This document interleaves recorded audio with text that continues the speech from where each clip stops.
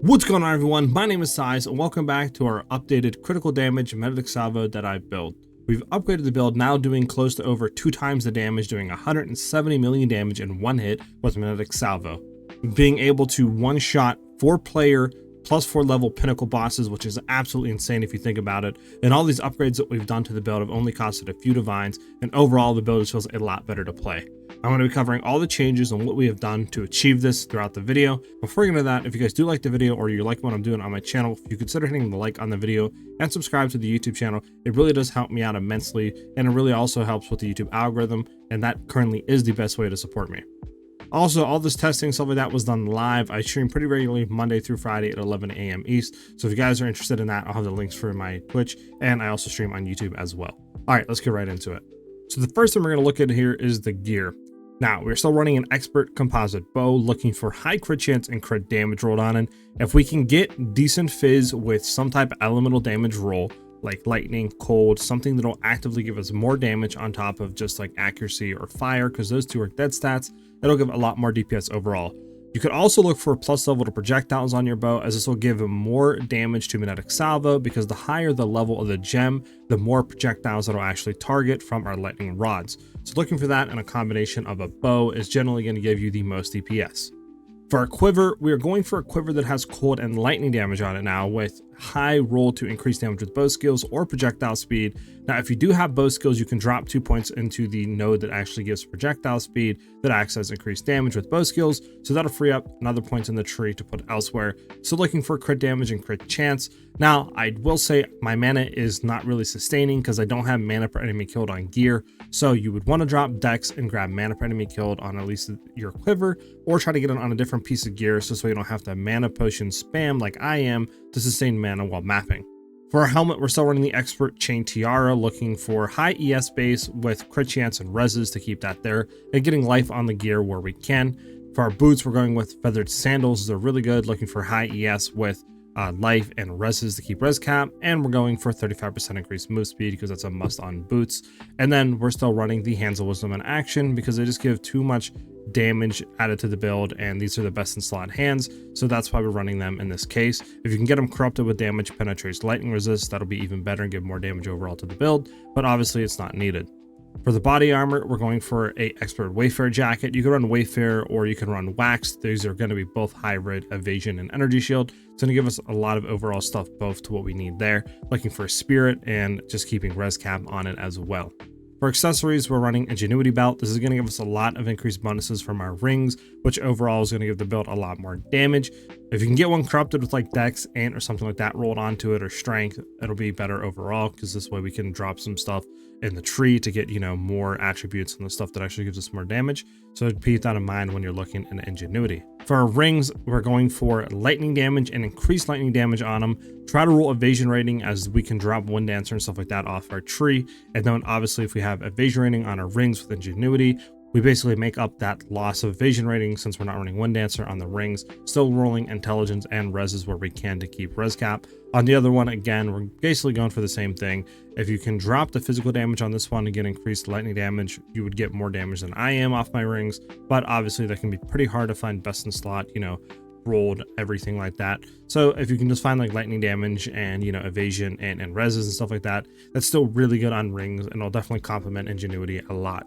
For our amulet, we're going for a solar because it'll have spirit to the base, going for level to projectiles, looking for high max ES, so this way we can get a lot of energy shield overall, and as well as increased evasion rating, as this will give a lot more evasion rating to the build, and basically sustains the loss of Wind Dancer and makes up for it since we have % increased evasion rating on our amulet and stuff like that.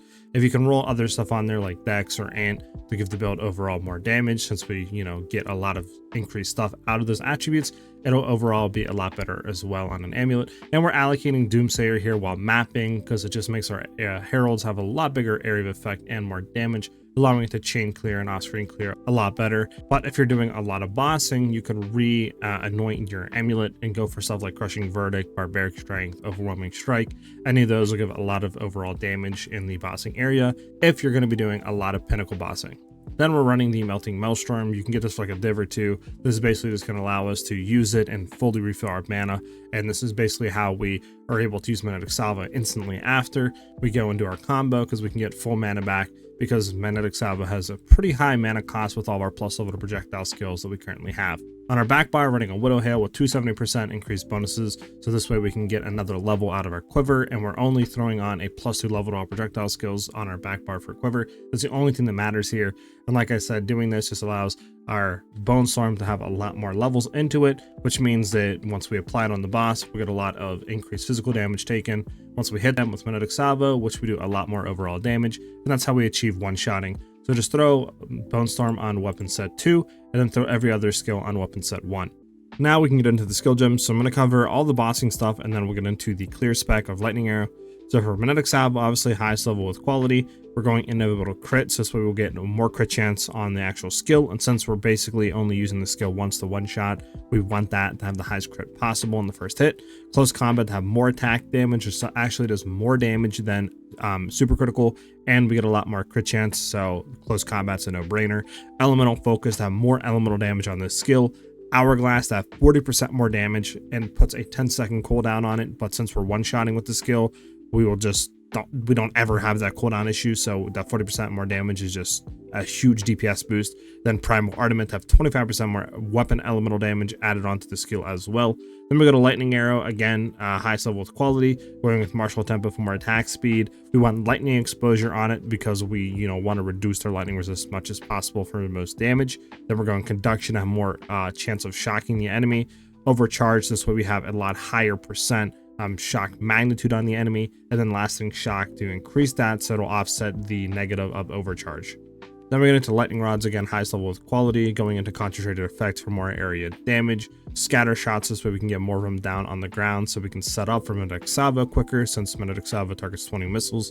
We basically want to get to that 20 fast as possible.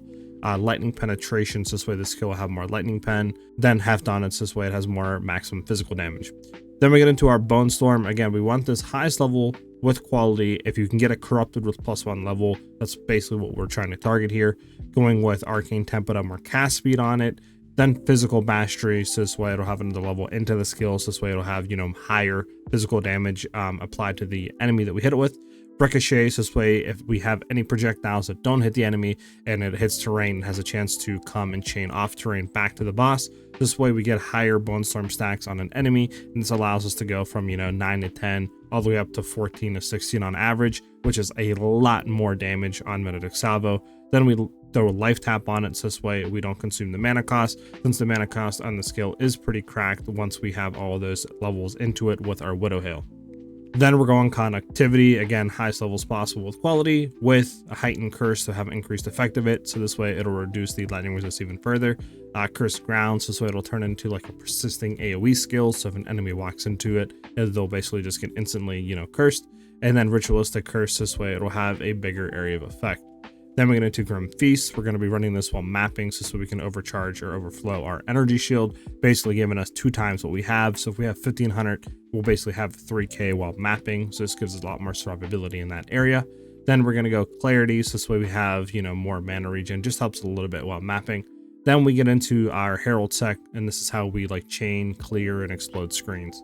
So for Herald of Ice, again, you want to have this max level with quality, so this way it'll have, more area radius on the explosion with lightning infusion, so this way the skill will get more lightning damage, because we want to have a Herald of Ice basically shock enemies and stuff like that, so this when we chain explode them, we'll proc Herald of Thunder, and then we have cold stuff on Herald of Thunder, so when the lightning bolts come down, it'll basically freeze enemies and kill them, and then that'll chain back into Herald of Ice, and we get kind of like an overlapping infinite chain with those two, because we have the lightning on Herald of Ice and cold in Herald of Thunder.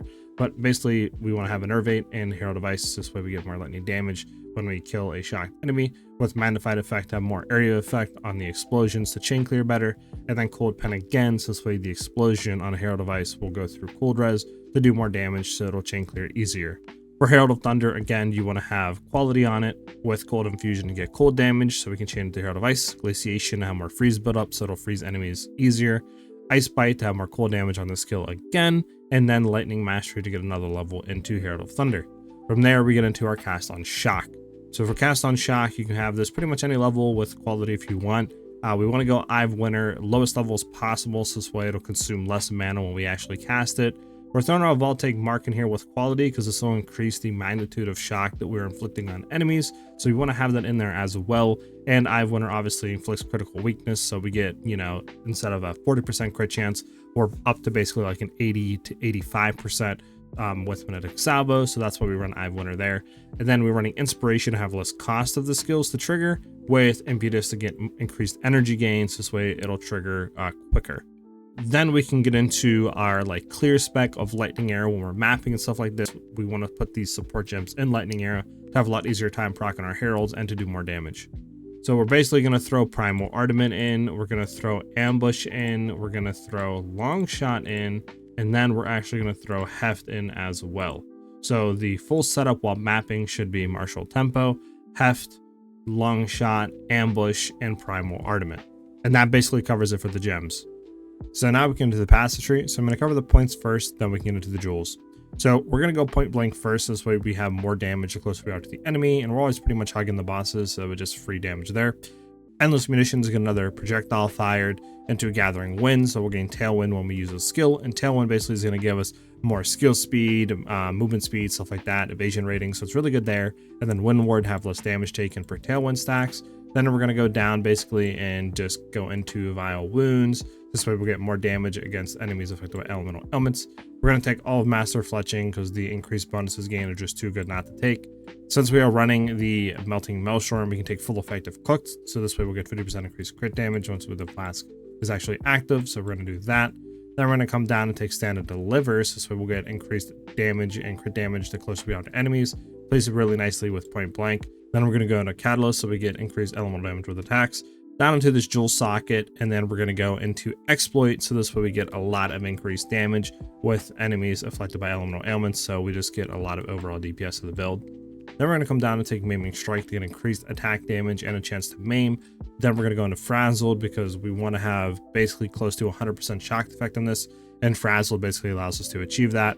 Going down and going into Snipers, so we'll get more crit chance the further away our projectiles travel, which basically is just really nice for mapping with Lightning Arrow. Then Feathered Fletching again, so this way our projectile speed will also apply with damage with bows. If you have a quiver that doesn't have projectile speed, you can drop these 2 points and put them in different areas of the tree. We're going to come in and take all of this critical cluster like Heartbreaking for increased crit damage, Heart Stopping for crit chance, then Struck Through is another 1% crit chance to the base, which is huge. Again, going into Coming Calamity for that increased lightning and cold damage we get since we're affected by both heralds. Taking this last Jewel Socket, and then we can come down and actually go up into Escape Velocity for that increased move speed and evasion.